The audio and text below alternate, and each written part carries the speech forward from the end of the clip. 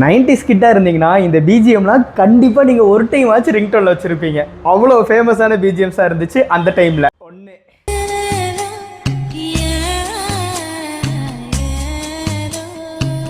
இந்த படம் எந்த அளவுக்கு ஹீட்டுன்னு எனக்கு தெரியும். பட் இந்த பிஜிஎம்ல அழுகாத ஆளே இருக்க மாட்டோம். அது ரிங்டோனாகவும் வச்சுருந்தோம்.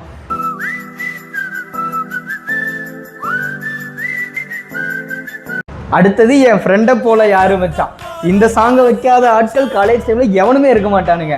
எல்லாத்தையும் விட இது எல்லாத்துக்கும் முன்னாடி Airtel BGM AR Rahman.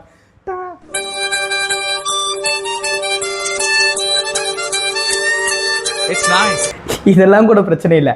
Mankatha தீமுன்னு சொல்லிட்டு ஏதோ ஒரு லாங்குவேஜ் சாங் வச்சிருப்பானுங்க.